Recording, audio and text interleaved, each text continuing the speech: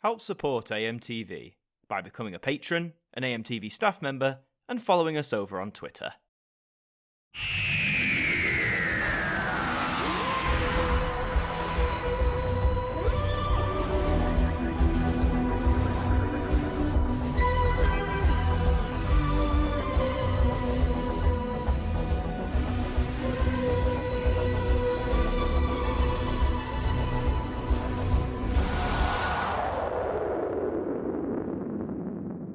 Hi there guys, it's Adam Martyn here, and welcome back to another video, and would you believe it's that time of the year again. We have a brand new Doctor Who collection set to take a look at, and this one has been a long time coming and it's got the fandom very excited, for we have here Doctor Who The Collection Season 2. So Season 2 obviously broadcast way back in 1964-65, and this release actually marks the first season from the 1960s and the first season in black and white, the first season from the first Doctor, to be released in the collection series on the Blu-ray format. Obviously that's got a lot of people hyped. There's a whole discussion about what 60s season could come next, which we'll talk about probably towards the end of this video, but we need to talk about what's right in front of us here. This has just come out, it looks gorgeous, it's continuing the format. As you can see there on the front, we're using the Whittaker era Doctor Who logo. Now I know a lot of people wondered, oh, is it going to move to the new diamond logo we've seen? But as far as someone posted, I think it was, they posted Russell T Davis on Instagram, who actually said the logo on the collection sets won't change. So don't worry, we're all okay. So let's have a look here at this cover. As always, this was designed by the marvellous Lee Binding, who always does a fantastic job in his artwork, especially with these sets. You've got William Hartnell there front and centre as the first Doctor, holding his little glass monocle there. And you can see remnants of the title sequence behind him as well, the first Doctor title sequence. And also on the front there, you can see some of the different monsters or villains that appeared during this season. So at the top, we've got Quillian from The Rescue. There's a Menoptera at the top left there, and a Zarbi on the bottom right, both from the Web Planet. You've got one of the guys from the Space Museum. I can't actually remember what they're called. That's my Whovian knowledge failing me there. You've got the Monk there, played by the excellent Peter Butterworth from the Time Meddler. And you've got Richard the Lionheart from the Crusade. And of course a Dalek. A Dalek has to be front and centre. They make two fully fledged appearances here. Aside from that, you can see on the bottom right there, it says this is a 9-disc. That's right, 9-disc set. I think that's the biggest one we've had so far. And it's been rated PG. So just flicking this on over to the spine, I know it's on a bit of an angle there, but whoa, look at that. You can see how chunky this is. It is a 9-disc set after all. I believe that's the biggest set we've had in the collection series so far. And for those who might not be familiar, you might be thinking, well, why is it so chunky? Well, Season 2 does contain 9 different stories. It's certainly one of the biggest seasons of Classic Who in there. As we flick onto the back, you can see here the 9 stories in question. It says, continue your Doctor Who archive with the ultimate collector set. And the stories are Planet of Giants, the Dalek invasion of Earth, the Rescue, the Romans, the Web Planet, the Crusade, the Space Museum, the Chase, and the Time Meddler. All 9 stories with picture and sound newly restored from the best available sources and hours of extra material. And on the top right, you can see a little glimpse of some more artwork there featuring the Doctor, his various companions, some of the monsters, and we'll get a better look at that artwork in just a moment. As always with these collection sets, they are chocked to the brim of special features, as it mentions. So what have we got this time? Here's some of the new ones. We've got In Conversation, 2 brand new interviews conducted by Matthew Sweet, who always does an excellent job. This time he's chatting with William Russell, who played Ian, and Maureen O'Brien, who plays Vicky. And of course, William Russell recently appeared in The Power of the Doctor at the age of, I think he's like 97 or 98, which is incredible. So it'll be nice to chat with him. We have Behind the Sofa, which is always a fab thing for me, where past companions often, and doctors sometimes, sit down and they watch old episodes and give their thoughts on them. Now, I believe Behind the Sofa isn't happening on all the stories this time, but we'll get on that when we get there. You also have Flight Through Eternity, a full-length documentary looking back at the early years of Doctor Who. I'm really looking forward to that one. That sounds like it'll be great. You have a collectibles documentary examining the 1960s Doctor Who merchandise explosion, which definitely happened correlating with Dalek Mania, that's for sure. And now, missing episode reconstruction. So the Crusade, the one story of the 9 here that has missing episodes, it says, with its 2 missing episodes are reconstructed using off-air soundtracks and photographs or telesnaps as well, if you like. So you can watch The Crusade, episodes 1 and 3 survive, but episodes 2 and 4 have been reconstructed, not animated. We'll talk more about that a bit later. You have The Storyteller, which of course was the little short film produced to launch and promote the set. You have a PDF written archive, which if you like scripts, production stuff from the time, that's chock full of that. and an exclusive booklet, which always comes with these limited edition sets. Is that the first time they've included that on the back? I'm not sure, maybe it is. And then also, just as always, there's a lot of special features previously released on DVD, including documentaries, featurettes, audio commentaries, updated SFX, etc. So a lot of past content is here, don't worry about that.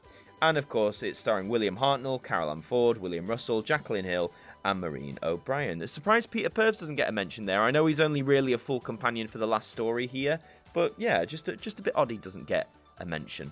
So taking off the slip here, you can see the artwork here without the text. Again, Lee Binding's done a brilliant job. You should definitely go and check out his work. He's on Twitter, he's on Instagram. I did a little chat with him for the podcast, AMTV Radio, last year, so you can go and check that out as well. And on the back, some more artwork here. So you've got the TARDIS hurtling through the vortex, being chased being chased immeasurably by the Daleks in their time machine, which I believe was called at one point a DARDIS in production documents or something. I swear I'm not making that up.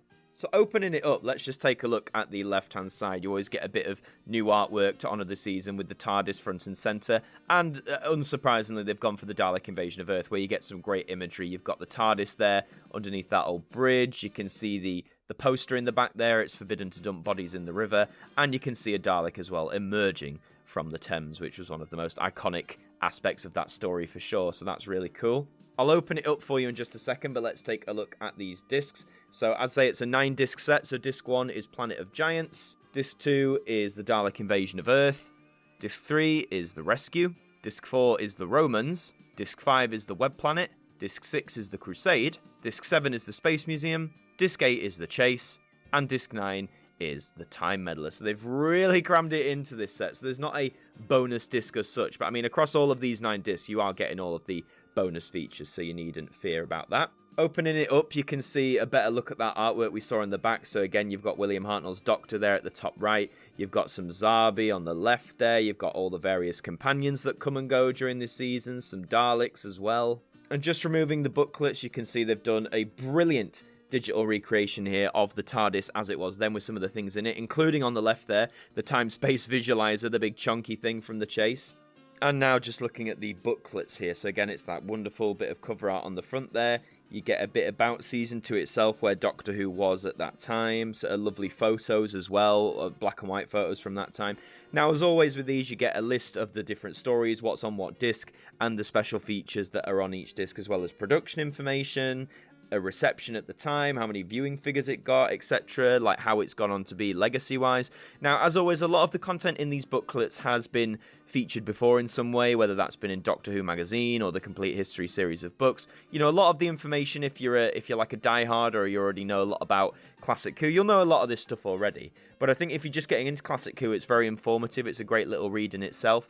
Now, with the different special features, obviously most of them have been carried over from DVD. I believe there's 1 or 2 things in certain stories that haven't been re-included, though they often get moved around to different seasons. Now, the main thing I noticed here with the special features was the Behind the Sofa featurette, which, as I mentioned, is one of my absolute favourite parts of these Blu-ray sets. I love seeing people associated with the show looking back at these old stories and giving their honest reactions to it. I think, honestly, it's hilarious, it's fun, it's heartwarming, all that sort of stuff. Now, for this season, you know, there are 9 stories. That's a tall order. That's a lot to watch through. And not every story has a Behind the Sofa segment. So Planet of Giants, the opener, doesn't have one, which I was a bit gutted because I really like Planet of Giants. I think it's really underrated. And to see people react to like the effects of the time, how they would have done them, I think that could have been really cool. But alas, that doesn't have one. The Dalek Invasion of Earth does have one, understandably, as does The Rescue. I mean, that was Vicky's intro. The Romans has one, which I guess, yeah, because it's more of a comedy, I guess. And the Web Planet has one, which doesn't seem very surprising at all. The Crusade doesn't have one. I kind of get that, you know, there's missing episodes and stuff. The Space Museum doesn't have one either. Now, I know a lot of people say part 1's really interesting, then the other 3, it just sort of falls apart, so maybe that's the reason, I'm not sure. The Chase has one, naturally, I mean, that's just bonkers, and so does the Time Meddler. You know, Peter Purves' intro story, Peter Butterworth as the monk in there.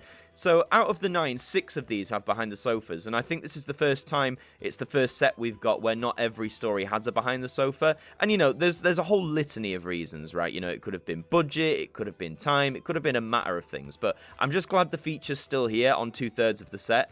Was really hoping for that Planet of Giants one, though. But that's the booklet anyway, all the lovely pictures and information about the different stories. And on the back there, you can see the postcards at the time that you could have got from the BBC, you know, autographed stuff. So you've got William Russell, William Hartnell, Carol Ann Ford, Jacqueline Hill, Maureen O'Brien, and Peter Purves there. Lovely stuff. And we also have a merchandise booklet. Got to buy that Doctor Who merch, baby. So right out the gate, you're advertising first Doctor stories on Big Finish. A lot of them are really good as well. There's comics you can get, video games, of course, and audio books, you know, reading of the Target novels there from the BBC.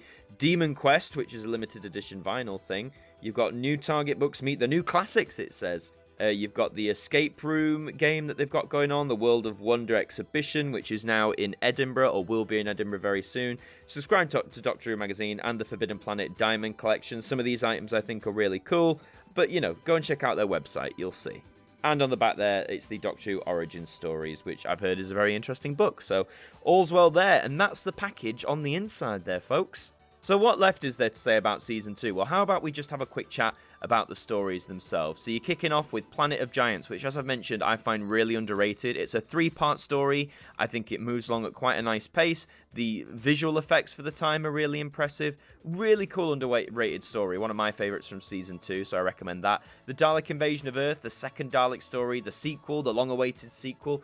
And I must admit, like a lot of people, I prefer the movie adaptation of this, the Dalek Invasion Earth 2150 AD. But the TV version does have some really cool, like, subtleties to it that I think the movie just glosses over for action. So there is still a lot of merit to be found. You have The Rescue, which is a breezy 2-parter, introduces Vicky. I watched this recently, actually, before this set came out, just because I wanted to rewatch The Rescue. And it moves along at a nice brisk pace. There's bits you could argue maybe don't work as well, but it's still a fun watch. The Romans, a 4-part. This is basically Doctor Who goes full-on comedy. I haven't watched this in a very long time, so that's one story I'm actually really looking forward to delving back into. But, you know, it's wacky, it's crazy, so nothing like you'll probably see in Classic Who again. You have the Web Planet, which, of course, then was trying to be very ambitious with the whole alien world and with the Menoptera and the Zarbi. And, you know, does it all work? No, probably not. You know, especially now, nearly 60 years on, there's parts of it which just really look like they're clonking along for the sake of it. But again, I admire the ambition, and the actors are doing their best with it. You have The Crusade. Now, obviously, as I said, episodes 2 and 4 are reconstructed via telesnaps. They haven't been animated, and some people were a bit annoyed at this, but I kind of don't mind because, I mean, it's the one story of the season, of a 9-story season, that has episodes partially missing. We still have half of it, and even though an animation would have been nice, I believe the Crusade even is one of the more difficult stories to animate based on, like, the amount of characters, locations, etc. So I kind of don't mind. I don't mind a telesnap reconstruction. I can sit through 2 episodes interspersed with the actual episodes, so that's fine by me. But it's very historical. Haven't heard or listened to it in a very long time, so that'll be one I delve back into. The Space Museum, and again, you know, it's one of those where, like a lot of people say, episode 1's really good, very interesting, and then the rest of it just falls apart. I don't think it falls apart, but yeah, episodes 2 to 4 are just nowhere near as interesting as part 1, so I agree with the consensus there. You have The Chase, which is just so much fun, man. It's 6 episodes of absolute madness. The Daleks just doing illogical things for no reason. It's great. Like, the Chase is just a lot of fun. Switch your brain off, don't think about it, you'll have a great time with The Chase. And then The Time Meddler, which, again, I haven't seen in quite a long time, but, I mean, Peter Butterworth is just a great actor. I like a lot of his performances in the Carry On series that he was also famous for. So seeing him in this again will be great, and again, it's another example of a historical interspersed with a time traveller. So yeah, on the whole, Season 2 has a pretty solid lineup of stories. You know, they were obviously getting more experimental now that Doctor Who is successful. I think Planet of Giants shows that. The Web Planet certainly shows that, even if its ambition was a bit too high. But, you know, this season for me just really summarizes where Doctor Who was going. This was like the first boom of Doctor Who's success. You had stories early on in the season that were getting 12, 13 million viewers, which is insane even nowadays to think about. But, you know, the show was riding high. The Daleks were everywhere because they were so popular. So yeah, Season 2 for me sort of symbolizes this was when Doctor Who was just rolling along, having a great time, and it was very popular, very much well liked by a lot of people. So I'm really glad that we have a 60s season out on Blu-ray now. It was a long time coming. In terms of where you can get this, I mean, it retails at all the usual places, HMV, Amazon, various independent retailers that might stock this. I believe most are selling it for $49.99, which is slightly more expensive than past collection sets, but again, this is 9 discs, this is the biggest one, so I guess that kind of makes sense why they do that. I do expect this to sell really well, actually, because a lot of people wanted a 60s season. No doubt, give it a year or two, they'll probably do a standard edition version of this, but please keep in mind that is not round the corner. That is at least a year off, if not 2. So if you want Season 2 in this Blu-ray format with the new special features and the existing ones as well, then I would rush out and get this as soon as you can. In terms of what 60 season will be next, well, I've already done a full video sort of speculating on what might be next, but just to give my up-to-date thoughts, I do think, even though people would love Season 1 to come out next year in 2023 for the 60th anniversary, part of me feels like it's not going to happen. I think they maybe might try and get a Patrick Troughton one out there, and it might be Season 6, because that's at least what you have to do. You know, the Invasion missing episodes are already animated, so that just leaves the Space Pirates, and even though that's a 6-part story, only 1 episode survives, even if they did that with reconstruction, telesnaps, whatever, I wouldn't be too bothered about that. So I think Season 6 might be the next 60s season. But yeah, that's it for this review. Let me know in the comments, are you going to be picking up the Season 2 collection set? Have you been looking forward to this? Are you going to enjoy all these features? Let me know as well, what's your favourite Season 2 story? I'd love to know. And if you enjoyed this video, please do leave a like on it. It really helps us out. And do subscribe to the channel if you're brand new as well. We would love to have you aboard. I've been Adam Martyn from AMTV. Thank you for joining me, and I'll see you next time.